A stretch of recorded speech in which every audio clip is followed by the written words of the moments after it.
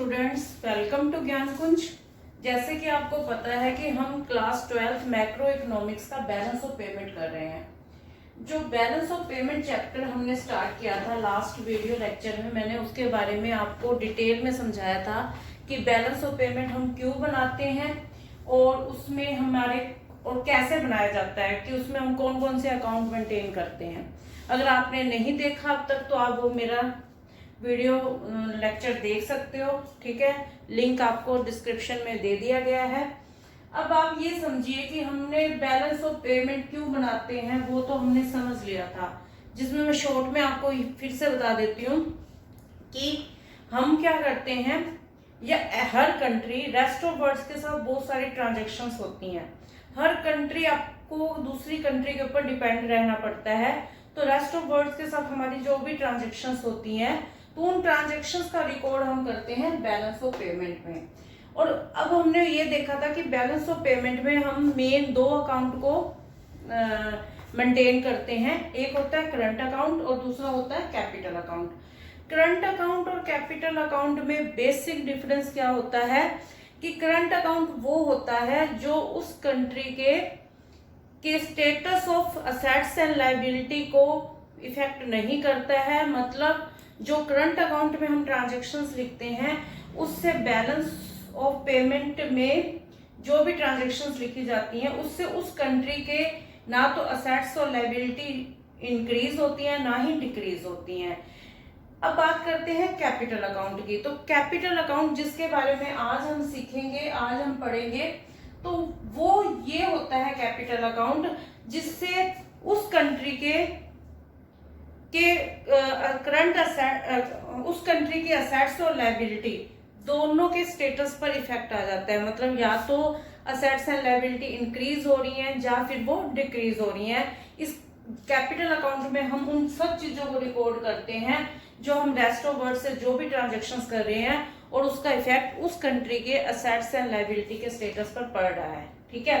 तो उसे हम कैपिटल अकाउंट में मेंटेन करते हैं। कैपिटल अकाउंट में अब हम क्या क्या मेंटेन करते हैं, क्या क्या ट्रांजेक्शन्स लिखते हैं वो देखिए बच्चे। इसमें मेन तो होती है हमारी दो ट्रांजेक्शन्स होती हैं, जिसमें फर्स्ट तो आ जाती है हमारी बोरोइंग्स और सेकंड होती है फॉरेन इन्वेस्टमेंट। इसके साथ इसके अलावा इसमें तीन ट्रांजेक्शन्स को और मेंटेन किया जाता है। वो है हमारा एसआरआई डिपॉजिट, फोर्थ है हमारा बैंकिंग कैपिटल और फिफ्थ है हमारा शॉर्ट टर्म ट्रेड, ठीक है। अब वन बाय वन हम इसे इनकी डिटेल में पढ़ेंगे कि ये क्या चीज होती है, ठीक है। तो फर्स्ट हम इसमें पढ़ रहे हैं बोरोइंग्स के बारे में। बोरोइंग्स मींस क्या होता है कि हम मनी रेस्ट ऑफ वर्ल्ड से ले रहे हैं, ठीक है। जब हम रेस्ट ऑफ वर्ल्ड से मनी बोरो कर रहे हैं, ठीक है, तो वो जब हम मनी बोरो करते हैं तो उसको हम लिखते हैं बोरोइंग्स में। अगर हम लैंड करते हैं मनी तो भी वो कैपिटल अकाउंट में आएगा, ठीक है। और अगर हम मनी बोरो करते हैं तो भी वो कैपिटल में अकाउंट में आएगा, क्योंकि जब भी हम मनी बोरो करेंगे तो हमारी लायबिलिटी इंक्रीज हो जाएगी, तो स्टेटस ऑफ लायबिलिटी में इफेक्ट आ रहा है। और अगर हम मनी लैंड करते हैं तो हमारी असेट्स क्रिएट हो जाएंगी। इट मींस ये भी उसके कंट्री के स्टेटस ऑफ असेट्स पर इफेक्ट डालेंगे। तो अब जो बोरोइंग्स हम करते हैं रेस्ट ऑफ वर्ल्ड के से, तो वो जो बोरोइंग्स होती हैं बच्चे दो टाइप की होती हैं। एक होती है एक्सटर्नल कॉमर्शियल बोरोइंग्स और दूसरी होती है एक्सटर्नल असिस्टेंस, ठीक है। एक्सटर्नल कॉमर्शियल बोरोइंग्स क्या होती है, देखो इन दोनों में बेसिक डिफरेंस क्या है, इंटरेस्ट रेट का है। जब हम एक्सटर्नल कॉमर्शियल बोरोइंग्स करते हैं तो इट मींस ये हमें रेस्ट ऑफ वर्ल्ड से उस रेट ऑफ इंटरेस्ट पर मिल रहा है जो कमर्शियल इंटरेस्ट रेट है। मतलब जो इंटरनेशनल मनी मार्केट में रेट चल रहा है उस रेट पर हमें मनी मिलेगी, मतलब हम मनी बोरो करेंगे, ठीक है। तो उस जो बोरोइंग्स होती है उसे हम एक्सटर्नल कॉमर्शियल बोरोइंग्स बोलते हैं। मींस इसमें हमारा कोई भाईचारा प्रेम प्यार नहीं होता है। अगर आपको मनी चाहिए तो वो आपको इंटरनेशनल मनी मार्केट में जो रेट चल रहा है उस रेट पर प्रोवाइड किया जाता है लोन या बोरोइंग्स, तो उसे हम एक्सटर्नल कॉमर्शियल बोरोइंग्स बोलते हैं। अब बात करते हैं एक्सटर्नल असिस्टेंस की। एक्सटर्नल असिस्टेंस, नाम से पता चल रहा है बाहरी असिस्टेंस क्या होती है, मदद। ठीक है, बाहर से अगर हमें कोई मदद मिल रही है, कोई हमें इन केस कोई क्लेमिटीज है और हमें उसमें कोई हम मनी बोरो कर रहे हैं, तो वो हमें किस रेट पर मिल रही है, कंसेशनल रेट पर मिल रही है, तो हम उसे क्या बोलते हैं, एक्सटर्नल असिस्टेंस बोलते हैं। मीन्स दोनों में रेट का ही, इंटरेस्ट रेट का ही डिफरेंस है। एक्सटर्नल कॉमर्शियल बोरोइंग्स में हमें इंटरनेशनल मनी मार्केट में जो रेट चल रहा है उस पर मिलेगा, और एक्सटर्नल असिस्टेंस में जब अगर हम मनी बोरो करेंगे तो वो हमें कंसेशनल रेट पर मिलता है, तो वो होती है हमारी एक्सटर्नल असिस्टेंस। ठीक है, तो ये होती है हमारी बोरोइंग्स में। सेकंड आ जाता है इसमें foreign investment. Foreign investment means foreign से यहाँ इन्वेस्टमेंट हो रही है।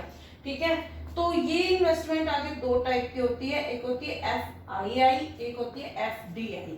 FII होती है फॉरेन इंस्टीट्यूशनल इन्वेस्टमेंट, ठीक है, और FDI जैसे फॉरेन डायरेक्ट इन्वेस्टमेंट। जो फॉरेन इंस्टीट्यूशनल इन्वेस्टमेंट होती है बच्चे, वो कौन सी इन्वेस्टमेंट होती है, जब बाहर की कोई कंपनी हमारी डोमेस्टिक कंपनी में इन्वेस्टमेंट करती है, मतलब हमारी डोमेस्टिक कंपनी के कोई शेयर बॉन्ड्स परचेज करती है, तो हम उससे क्या बोलते हैं, फॉरेन इंस्टीट्यूशनल इन्वेस्टमेंट बोलते हैं। ठीक है, और एक हमारी फॉरेन डायरेक्ट इन्वेस्टमेंट होती है।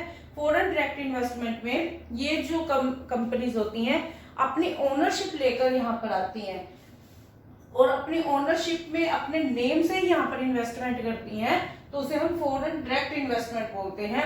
मींस जैसे डोमिनोज है, वॉलमार्ट आया, ये अपने नेम लेकर आए हैं, ठीक है, और उसको हम बोलेंगे FDI। और अगर मान लो कि रिलायंस कंपनी के शेयर किसी ने फॉरेन में परचेज किए हैं, तो वो हो जाएगी फॉरेन इंस्टीट्यूशनल इन्वेस्टमेंट। ठीक है, सेकंड आ जाता है हमारा NRI डिपॉजिट। ठीक है, सॉरी, थर्ड नंबर पे हमारा NRI डिपॉजिट आता है। NRI डिपॉजिट मींस क्या होता है, NRI means non resident of India. ठीक है, इसको इंडिया के कॉन्टेक्स्ट में ही हम देख रहे हैं इस पॉइंट को।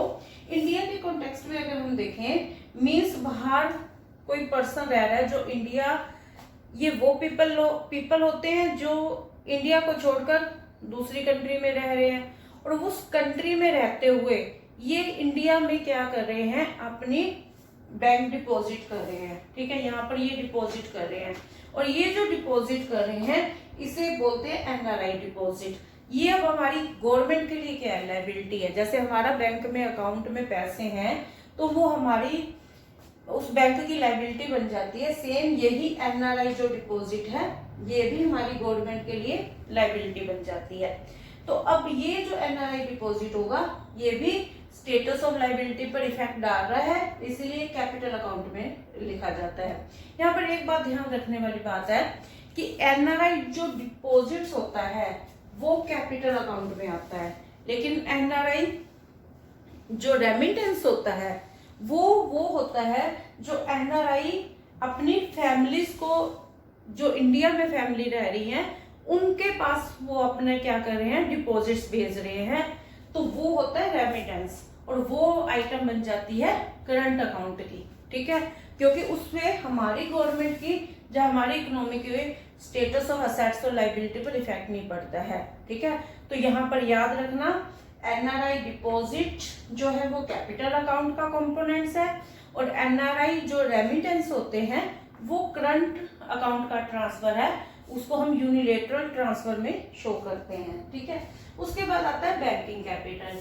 बैंकिंग कैपिटल वो कैपिटल होती है, जैसे यहाँ के कमर्शियल बैंक ने फॉरेन में कुछ इन्वेस्टमेंट कर रखी है, कुछ अपनी असेट्स परचेज कर रखी हैं, जो कुछ शेयर्स परचेज कर रखे हैं, और अब वो शेयर्स को क्या कर रहे हैं, सेल कर रहे हैं। अब जब वो शेयर्स को सेल करेंगे तो वहां से जो हमारे पास मनी आएगी, ठीक है, वो फॉरेन एक्सचेंज आएगा हमारे पास। ठीक है, तो फॉरेन एक्सचेंज आने से हमारी एसेट्स पर इफेक्ट आएगा, हमारी एसेट्स इंक्रीज हो जाएंगी। तो ऐसी जो एसेट्स होती हैं उसे हम बैंकिंग कैपिटल बोलते हैं, और ये भी हमारे कैपिटल अकाउंट का ही पार्ट बनती हैं। उसके बाद आ जाता है short term trade. Short term trade क्या होता है कि इंटरनेशनल मनी मार्केट में या इंटरनेशनल मार्केट में हमने कुछ असेट्स परचेज किए हैं विदाउट इमीडिएट पेमेंट किए, कुछ अभी हमने पेमेंट नहीं की, लेकिन हमने कुछ परचेज किया है और बाद में हम उसकी पेमेंट जब भेजते हैं तो इससे क्या होगा, फॉरेन एक्सचेंज आउटफ्लो होगा। ठीक है, तो इससे हमारी असेट्स पर क्या बनेगा, असेट्स हमारी कम हो जाएंगी, तो ये भी हमारी कैपिटल अकाउंट का ही पार्ट बनता है। ठीक है, आई होप आपको ये पॉइंट्स अच्छे से समझ आ गए होंगे। आपको कोई भी प्रॉब्लम आती है तो आप मुझे व्हाट्सएप पे पूछ सकते हो या मुझे कॉल कर सकते हो। ठीक है, और इससे अगला जो टॉपिक होगा वो होगा हमारा ऑफिशियल रिजर्व, जो हमारे बैलेंस ऑफ पेमेंट का ही पार्ट है। ठीक है, लेकिन वो अपने आप में एक बड़ा टॉपिक है, इसलिए उसे एक अलग से वीडियो में बनाऊंगी मैं। ठीक है, thank you for watching, thank you.